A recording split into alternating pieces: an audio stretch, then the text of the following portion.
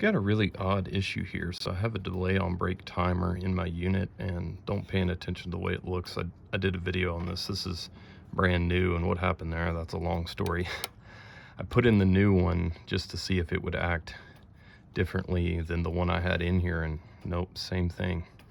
So I've got my Y call coming in here, and then it goes out to the board. And every 30 seconds, because there's ghost voltage on this terminal, so on that terminal right now I've got 18 volts. I've got 25 on this, 18 on that. You might have heard that click. But every 30 seconds the board thinks that there's a Y call, and it goes to energize the contactor. That ghost voltage gets pulled down to 0, and then the whole cycle starts over again. Now the reason that I can't put this just right in series with, well, that's a mercury relay, that's another long story.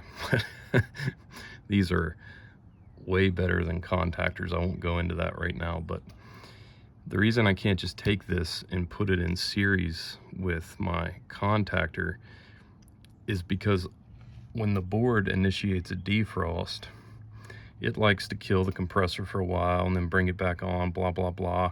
I can't have something in there affecting that timing. So my delay on brake needed to be on the Y call from the thermostat. So I think I'm just gonna isolate, well, I'm just gonna have a relay. I'm gonna have this controlling a relay up here. That way I can get a clean signal to my board. But watch what happens here every 30 seconds. So there's my ghost voltage off of that.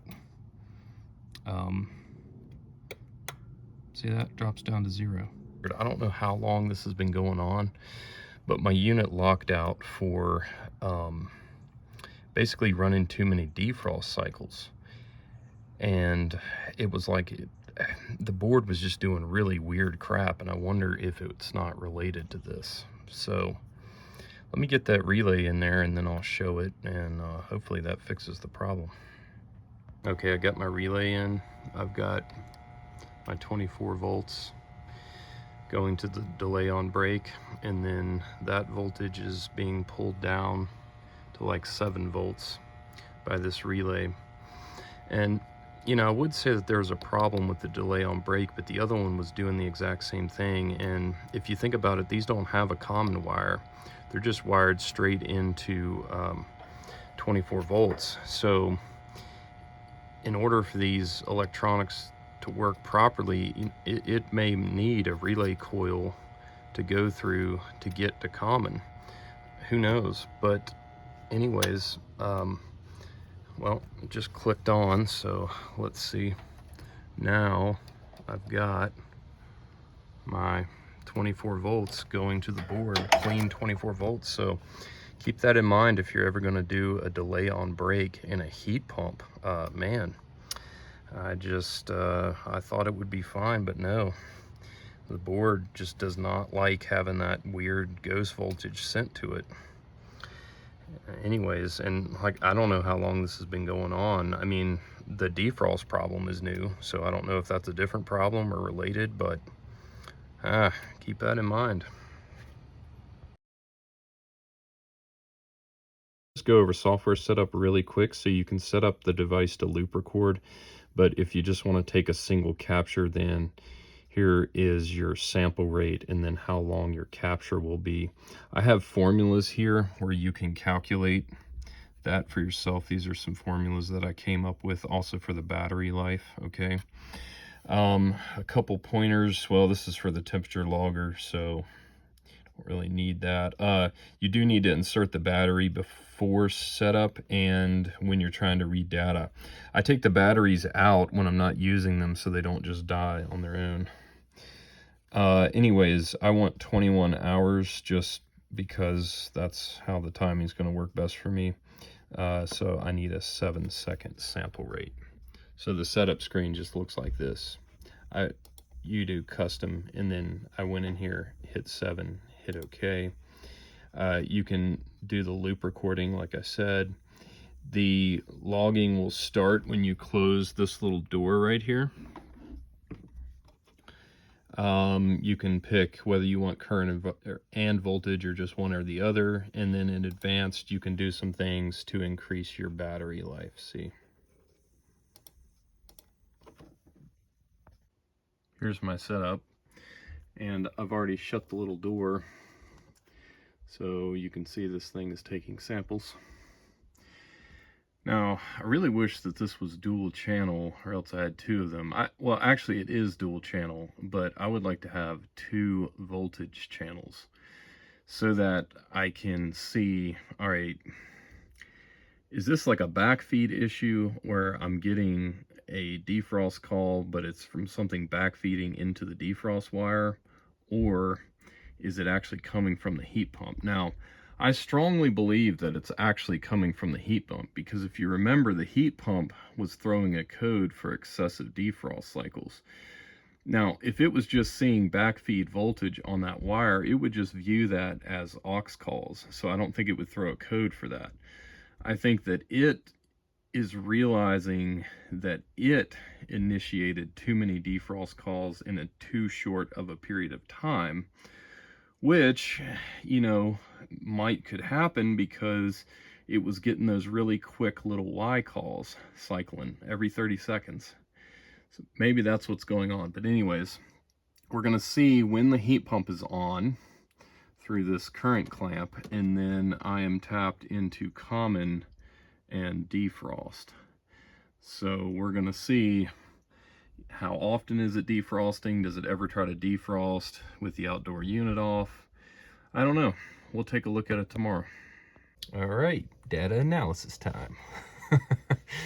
Feel like kind of a nerd, but this is really cool. This is very cool. So I haven't actually logged my unit, just because, you know, when you do this stuff for a living, the last thing you want to do is mess with your own stuff sometimes, but this is really cool. So I logged it while the weather was pretty mild and didn't see any issues at all, but there wasn't really many run times, and so I felt like, just to be extra sure, I was going to log it when it got really cold. So I waited until it got super cold. What we see here is the current is in blue, and then the voltage for the defrost cycles is in red. And you'll notice as I move my cursor down, you'll see points. So you'll see the time down here, and then the values up here. See? So that's the current on that side. And then you've got the voltage value on that side, which doesn't really matter, because, you know, it's either on or off. And just FYI with loggers, especially of this caliber, don't overanalyze the data. This is not like a scope. First of all, your sample rate is only, you know, I have this one set for 7 seconds. You're not going to see everything, and some things that look like a glitch might just be the result of the sample rate. So you could have something in the middle of changing states right when you have a sample taken, so it might look like a glitch. Don't overanalyze it. Also, notice this kind of weird crap going on down here. Don't overanalyze that either. That's probably just bad isolation between the channels, and that's to be expected. This is a logger, not a scope. So our first defrost was at 3:30 p.m. and then we've got one at 5:30, then another at 7:30, then 9:30. So this is great. This is exactly what we want to see. This is not gonna throw a code for excessive defrost. This is absolutely great. We have some run times in here that don't have defrosts. All right, so let's zoom in and just see what we can see from one of these, and this is why I thought this was so cool. Okay, so I have a heat pump and oil furnace. Now, one of the things that I have my controls doing is that after defrost finishes, then the system will stay on for a fixed amount of time, minimum. So if the thermostat tries to satisfy in here, the system will actually stay on. And the reason I like that is because with oil, you know, I can have a defrost running and then the thermostat satisfies and everything shuts down. I do not want that happening. Also, this is pretty cool to see. The other thing that it does is that, so here I am in normal heat pump mode, heating. Then you see the heat pump current drop. That's because the reversing valve just shifted into cooling. So here it is running at lower amperage with lower head pressure in cooling during the entire defrost cycle. Now you'll see this amperage spike up really high. That's because when it switches back into heat, I have just dumped a lot of heat into that coil during this defrost period, which is another reason why I don't want the system shutting down. What I want it to do is take the heat that I just dumped into the indoor coil and continue to move it back inside. So that's why you're seeing some high head pressure there. And then it's continuing to move that heat inside and then finally shuts off.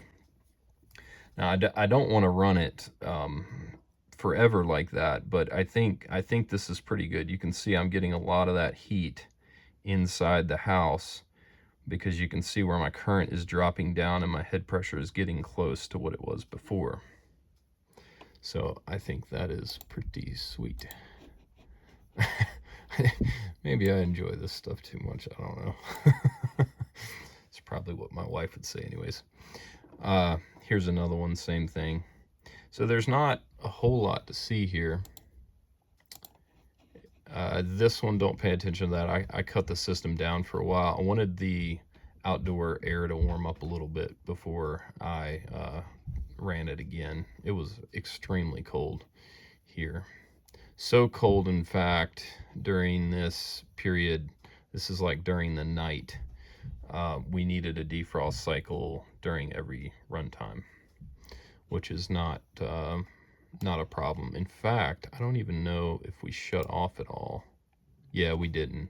So I had continuous runtime, which based on my calculations and with the cost of oil in my area, I'm actually fine with that. 100% duty cycle on my heat pump is not really a bad thing. In fact, the way I worked it out, that's honestly what you want until it gets extremely cold. So I do have an outdoor thermostat that will take over when it's incredibly cold out. But anyways, that's the data, and I just think that's so neat. It's so neat what you can do with these things. And they're especially useful if you've got like an intermittent problem, and you know, callbacks are pricey and a pain in the butt. So anytime that you can just set up a logger and have it sitting there getting the data, and you know, you can just come back a week or two later and look at it, that right there is awesome. So